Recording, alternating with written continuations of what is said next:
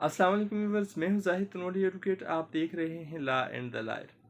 कुछ मुकदमात ऐसे होते हैं जिनका मुआशरे पर बहुत गलत असर पड़ता है, यानी वो मुआशरे की कमज़ोरी की अक्कासी भी कर रहे होते हैं। इसी तरह के मुकदमात में से एक मुकदमा फैमिली केस जिसको कहा जाता है वो भी होता है।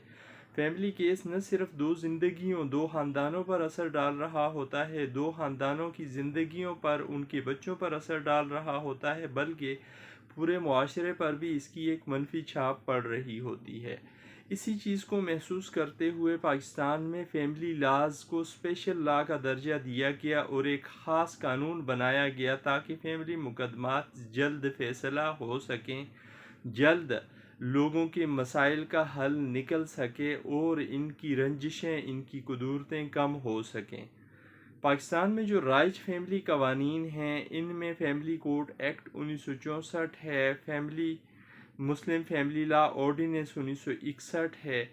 अब किसी फैमिली कोर्ट में किसी केस को किन किन स्टेजेस से गुजरना पड़ता है, स्टेप बाय स्टेप आज की इस वीडियो में मैं डिस्कस करूंगा आपके साथ। लेकिन मौजू पर बढ़ने से पहले आपसे गुजारिश, अगर आप चैनल पर नए हैं, आपने चैनल सब्सक्राइब नहीं किया हुआ तो चैनल सब्सक्राइब करें, वीडियो लाइक करें, बेल आइकन प्रेस करें ताकि अवेयरनेस के हवाले से हर नई आने वाली वीडियो का नोटिफिकेशन आप तक पहुंच सके।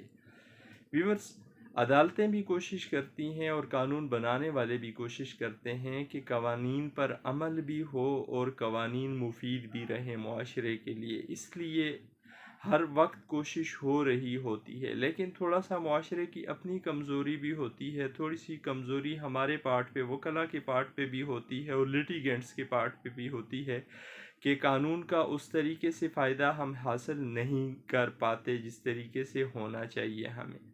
चलें, ये एक अलग बहस है, लेकिन चलते हैं मौजू की तरफ। कोई भी फैमिली मुकदमा कौन सा होता है? ऐसा मुकदमा जिसकी बुनियाद, जिसका वजूद निकाहनामे से निकलता है, यानी मियाँ बीवी के दरमियान आपस के जो मामलात होते हैं, चाहे महर के हों, सामान जहेज़ के हों, बच्चों के खर्चे के हों या कस्टडी के हों, इस तरह के मामलात को कहा जाता है फैमिली मुकदमा। ये जब अदालत में दायर होता है मुद्दई की तरफ से दावे की सूरत, ये पहला स्टेप होता है। अब दूसरा स्टेप क्या है कि डिफेंडेंट जिसके खिलाफ दावा दायर किया गया उसे अदालत भेजती है नोटिस और उसे बुलाया जाता है। जब वो शख्स आ जाता है अदालत में और अपना जवाब जमा कराता है, उन जो कुछ उस पर कहा गया होता है, उससे मांगा गया होता है, या जो उस पर इल्ज़ामात लगाए गए होते हैं उनका जवाब देता है तफसीलन, वो जवाब आना सेकंड स्टेप कहलाता है कानून की ज़ुबान में। अब जब दावा दायर हो गया, जवाब आ गया, इसके बाद तीसरा स्टेप होगा रिकन्सिलिएशन प्रोसीडिंग का। इसे प्री ट्रायल रिकन्सिलिएशन कहा जाता है। सिविल केसेस में या किसी और स्पेशल लॉ में इस तरह की फैसिलिटी है नहीं, इस तरह की सहूलत नहीं दी गई, लेकिन फैमिली केसेस की हसासियत को समझते हुए कानून में ये गुंजाइश पैदा की गई है कि केस चलने से पहले लोगों के दरमियान एक बैठक कराई जाए, एक मरतबा बिठाया जाए मियाँ बीवी को कि अगर उनका छोटा मोटा मसला है और उसको बैठ के हल करने से अगर वो हल हो सकता है तो उसको हल कर दिया जाए, बग़ैर मुकम्मल ट्रायल चलाए, किसी केस का टाइम ज़ाया किए। इसलिए प्री ट्रायल रिकन्सिलिएशन होती है। अदालत मौका देती है बीवी को भी और शोहर को भी कि वो बैठें और बैठकर अपने मामले को हल करने की कोशिश करें। अगर यहाँ पे मियाँ बीवी ने अपना मसला हल कर दिया तो ठीक, अगर न किया, नाकाम हो गई प्री ट्रायल रिकन्सिलिएशन, तो फिर केस बढ़ता है ट्रायल की तरफ। चौथे स्टेप पे कोर्ट करती है इश्यूज़ फ्रेम, यानी दावे में जो बातें की गई उनको देख के और जवाब दावे में जो बातें की गई उनको देख के सवालात तरतीब देती है अदालत, और फिर इन सवालात के जवाबात आने होते हैं पाँचवें मरहले में शहादत के थ्रू, यानी दोनों पार्टियों ने अपने अपने मौक़िफ़ को साबित करने के लिए फिर अदालत में देनी होती है शहादत। उन पे सवाल जवाब होते हैं वकला की तरफ से। सवाल जवाब का मामला होने के बाद, शहादत मुकम्मल होने के बाद, फिर छठा स्टेज आता है या छठा स्टेप आता है फैमिली केस का, वो होता है आर्गूमेंट का सुनना।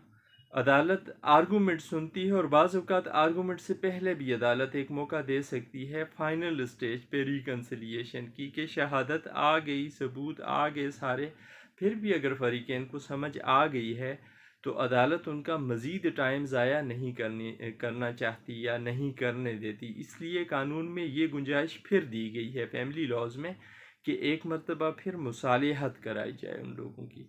फिर बिठाया जाता है उन दोनों फरीकों को, मियाँ को, बीवी को, यानी दावा दायर करने वाले को और जिसके खिलाफ दावा दायर किया गया होता है, उन दोनों को कि आप बैठ के आपस में अपने मामलात सेटल कर लें। अगर वो कर लें तो बहुत अच्छा, लेकिन ज़्यादातर होता यही है कि लोग मुसालिहत नाकाम करा देते हैं या कर देते हैं। उनकी ज़िद, उनकी अना, उनकी एक दूसरे को नीचा दिखाने की जो एक होती है, रंजिश कह दें उसे या उनकी ख्वाहिश कह दें, उसकी वजह से ये एक अच्छा स्टेज होता है कि रिकन्सिलिएशन हो जाए। लेकिन ये अक्सर औकात अदालतों में हम देखते हैं कि ज़ाया हो जाता है।